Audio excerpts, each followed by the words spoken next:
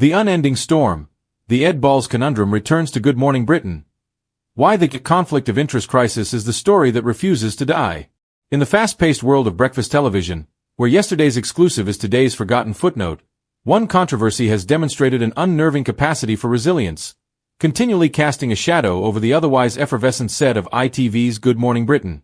The figure at the eye of this media maelstrom is none other than the show's popular, yet endlessly contentious, presenter, Ed Balls. Today, however, the long-simmering tensions have not just resurfaced, they have boiled over, threatening to rupture the delicate balance that ITV executives believe they had finally managed to strike. The shockwave emanating from this morning's broadcast is not a single, isolated incident, but a spectacular eruption of all the ethical and impartiality concerns that have plagued Balls' tenure since the tumultuous summer of 2024. This isn't just news.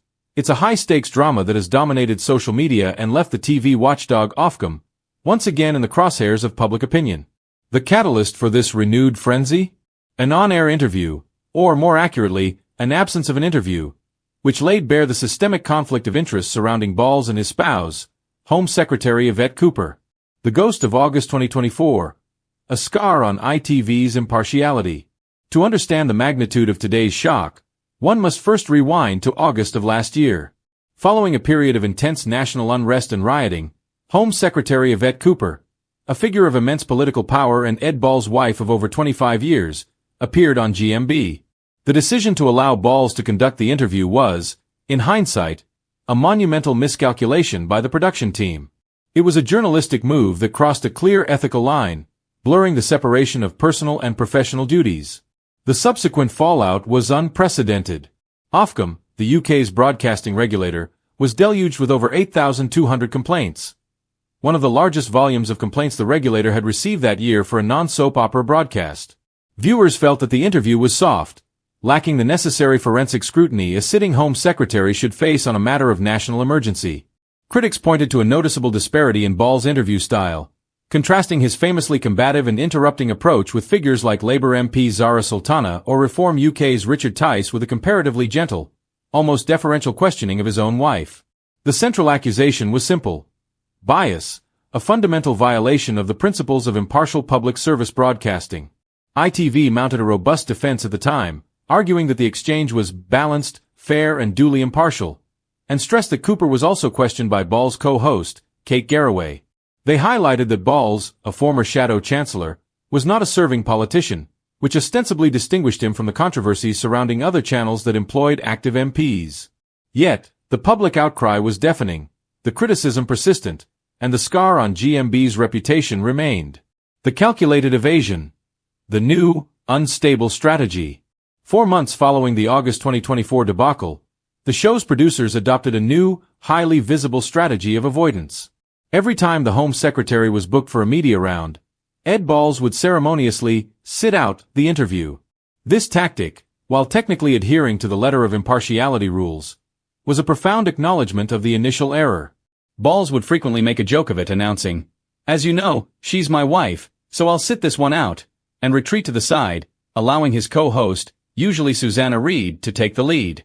This was the delicate détente, the uneasy peace that everyone, from Balls himself to the ITV executives, had become accustomed to. It was a silent admission of guilt, packaged as a good-humored concession to viewers. Today's shock. The breakdown of the détente. But that careful theatrical performance spectacularly imploded on today's program. The Home Secretary was booked to discuss the newly unveiled and highly contentious future of policing bill, legislation central to the government's agenda, and one that Balls, with his deep political background, would normally be expected to dissect with surgical precision. The show began with the usual banter, until Susanna Reid introduced the segment. It was at this moment that the script, or perhaps the presenter himself, went off-piste. Instead of the familiar breezy, "I'll sit this one out," Balls remained firmly seated. His smile, typically broad and disarming, was replaced by a look of strained intensity. "I've thought long and hard about this," Balls began, his voice unusually strained, looking directly down the barrel of the camera. "The truth is, for a year now, we have been running away from the central issue. I am a serious broadcaster and a former senior politician. To step away every time the Home Secretary is on air is to diminish the quality of the scrutiny she receives, and to diminish my role here. More importantly, It is a statement that I cannot be impartial.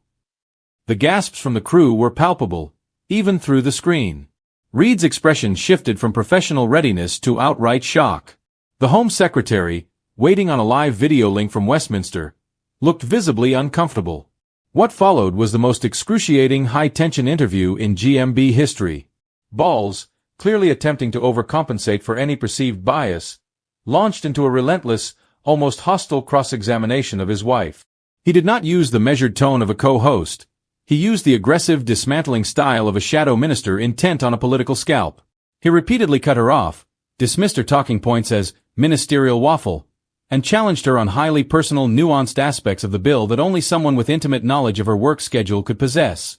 The Home Secretary, usually unflappable, was clearly thrown. The intensity was so extreme that it crossed the line from professional to personal.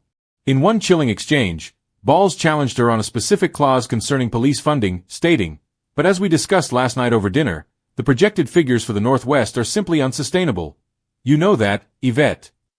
The use of her first name, the casual reference to a private dinner conversation, and the raw hostility created a toxic, unmissable 10 minutes of television.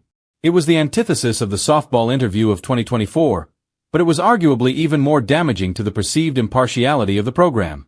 If the first incident was a failure of due diligence, this was a spectacular, self-destructive display of overcorrection, a desperate attempt to prove a point that ended up making the problem exponentially worse. The immediate fallout. Social media explodes. Within seconds of the interview concluding, the digital world went into meltdown. The hashtag #BallsBreaksGMB immediately trended #1 worldwide. The commentary was divided, but overwhelmingly negative.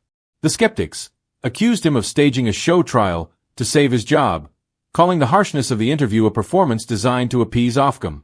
The defenders praised him for finally holding the government to account, arguing that his unique insider knowledge made him the only person capable of such deep scrutiny.